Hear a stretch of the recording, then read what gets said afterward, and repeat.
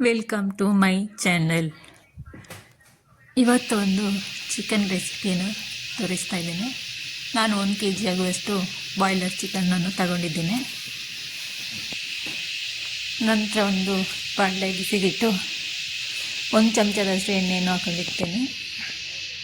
ಜಾಸ್ತಿ ಎಣ್ಣೆ ಹಾಕೋದು ಬೇಡ, ಸ್ವಲ್ಪ ಹಾಕಿದರೆ ಸಾಕಾಗುತ್ತೆ. ಇವಾಗ ಸ್ಪೈಸಸನ್ನು ಹಾಕ್ಕೊಂಡಿದ್ದೇನೆ. ಲವಂಗ, ಚಕ್ಕೆ, ಜೀರಿಗೆ ಇನ್ನು ಹಾಕ್ಕೊಂಡು ಫ್ರೈ ಮಾಡ್ತೇನೆ. ಮೆಣಸನ್ನು ಹಾಕ್ಕೊಂಡಿರ್ತೇನೆ. ಎಣ್ಣೆಯಲ್ಲಿ ಸ್ವಲ್ಪ ಹೊತ್ತು ಫ್ರೈ ಮಾಡ್ಕೊಳ್ಬೇಕು.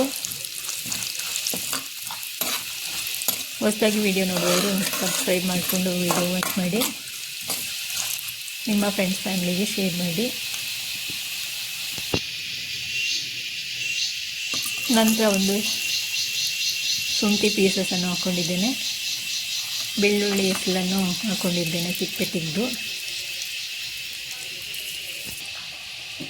ಎಲ್ಲವನ್ನು ನೀಟಾಗಿ ಎಣ್ಣೆಯಲ್ಲೇ ಸ್ವಲ್ಪ ಹೊತ್ತು ಬಾಡಿಸ್ಕೊಳ್ಬೇಕು, ಹಸಿ ವಾಸನೆ ಹೋಗೋ ತನಕ.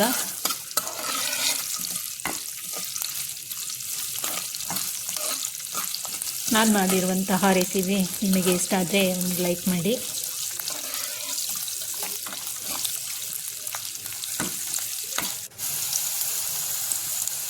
ನಂತರ ಒಂದು ಈರುಳ್ಳಿಯನ್ನು ಕಟ್ ಮಾಡಿ ಹಾಕ್ಕೊಳ್ತೇನೆ.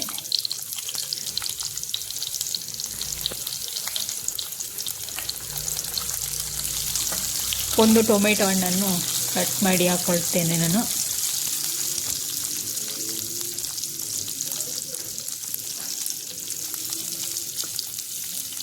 ಚಿಕನ್ ಪ್ರಿಯರಿಗೆ ತುಂಬ ಇಷ್ಟ ಆಗುತ್ತೆ. ಈ ರೀತಿ ಒಮ್ಮೆ ಟ್ರೈ ಮಾಡಿ ನೋಡಿ, ಸೂಪರಾಗಿ ಅದ್ಭುತವಾಗಿ ಬರುತ್ತೆ. ಎಲ್ಲವನ್ನು ಎಣ್ಣೆಯಲ್ಲಿ ಸ್ವಲ್ಪ ಹೊತ್ತು ಬಾಡಿಸ್ಕೊಳ್ಬೇಕು. ಚಿಕ್ಕ ಹಸಿಮೆಣಸಿನಕಾಯಿಯನ್ನು ಹಾಕೊಂಡಿದ್ದೇನೆ ನಾನು. ಕರಿಬೇವಿನ ದಂಟನ್ನು ಹಾಕ್ಕೊಂಡಿರ್ತೇನೆ ನಾನು. ಕೊತ್ತಂಬರಿ ಸೊಪ್ಪಿನ ದಂಟು, ಕರಿಬೇವಿನ ಎಲೆಯನ್ನು ಸಹ ಹಾಕ್ಕೊಂಡಿದ್ದೇನೆ ನಾನು. ಪುದೀನ ಎಲೆಯನ್ನು ಹಾಕ್ಕೊಂಡಿರ್ತೇನೆ.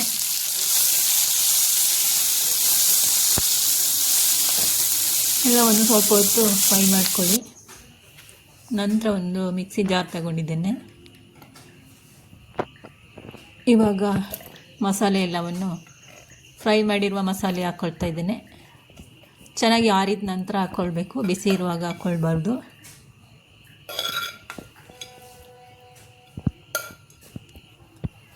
ಇವಾಗ ನೈಸಾಗಿ ಪೇಸ್ಟ್ ಮಾಡ್ಕೊಳ್ತೇನೆ ನಾನು.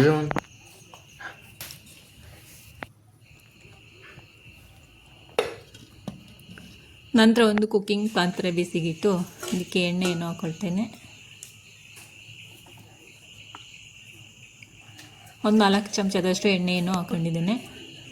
ಎಣ್ಣೆ ಬಿಸಿಯಾದ ನಂತರ ಒಂದು 1/4 ಚಮಚದಷ್ಟು ಸಾಸಿವೆಯನ್ನು ಸಹ ಹಾಕ್ಕೊಂಡಿದ್ದೇನೆ.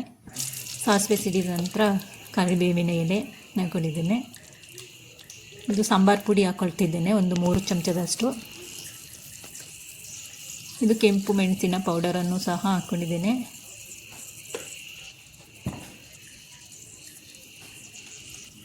ಅರ್ಧ ಚಮಚದಷ್ಟು ಅರಿಶಿಣದ ಪೌಡರನ್ನು ಹಾಕ್ಕೊಳ್ತೇನೆ ನಾನು. ಸ್ವಲ್ಪ ಹೊತ್ತು ಎಣ್ಣೆಯಲ್ಲೇ ಫ್ರೈ ಮಾಡ್ಕೊಳ್ಬೇಕು.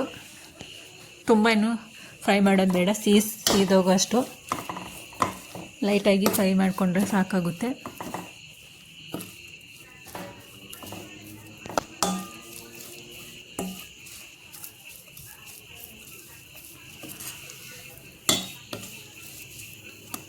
ಇವಾಗ ನಾನು ಮೊದಲೇ ವಾಶ್ ಮಾಡಿಕೊಂಡಿರುವಂತಹ ಚಿಕನನ್ನು ಹಾಕ್ಕೊಳ್ತೇನೆ.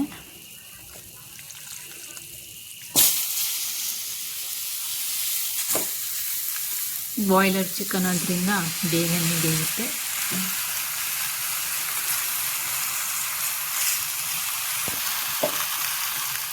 ಈ ರೀತಿ ನೀವು ಟ್ರೈ ಮಾಡೋದಿದ್ದರೆ ಒಮ್ಮೆ ಟ್ರೈ ಮಾಡಿ ನೋಡಿ, ತುಂಬಾ ಸೂಪರಾಗಿ ಬರುತ್ತೆ.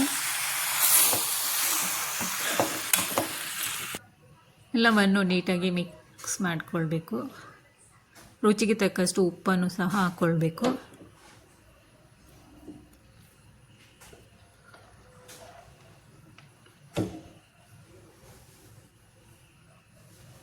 ಇವಾಗ ಮಿಕ್ಸ್ ಮಾಡಿರುವಂತಹ ಮಸಾಲೆ ಎಲ್ಲವನ್ನು ಆ್ಯಡ್ ಮಾಡ್ತಾ ಇದ್ದೇನೆ ನಾನು. ಆ್ಯಡ್ ಮಾಡಿ ಆದ ನಂತರ ಮಿಕ್ಸ್ ಮಾಡಿಕೊಳ್ಬೇಕು.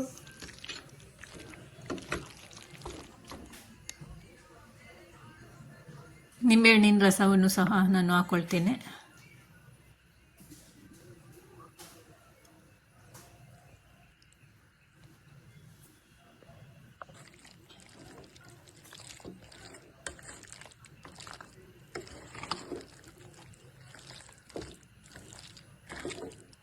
ನೀವು ಚಿಕನ್ ಪ್ರಿಯರಾದರೆ ಈ ರೀತಿ ಒಮ್ಮೆ ರೆಸಿಪಿ ಮಾಡಿ ನೋಡಿ. ನಾನೊಂದು ಅರ್ಧ ಕಪ್ಪಷ್ಟು ನೀರನ್ನು ಹಾಕ್ಕೊಳ್ತಿದ್ದೇನೆ. ಎಲ್ಲವನ್ನು ನೀಟಾಗಿ ಮಿಕ್ಸ್ ಮಾಡಿ ಒಂದು ಲಿಡ್ ಕ್ಲೋಸ್ ಮಾಡಿ ಬೇಯಕ್ಕೆ ಇಡ್ತೇನೆ. ಇದೊಂದು 20 ನಿಮಿಷ ಬೆಂದರೆ ಸಾಕಾಗುತ್ತೆ.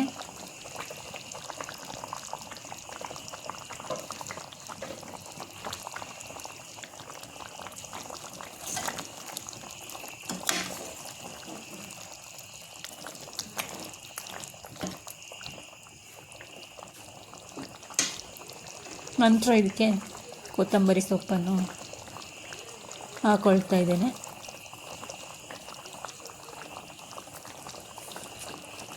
ಕೊತ್ತಂಬರಿ ಸೊಪ್ಪು ಹಾಕಿದ ನಂತರ ಫೈನಲಿ ನಮ್ಮ ಚಿಕನ್ ರೆಸಿಪಿ ರೆಡಿ ಆಯಿತು ನೋಡಿ.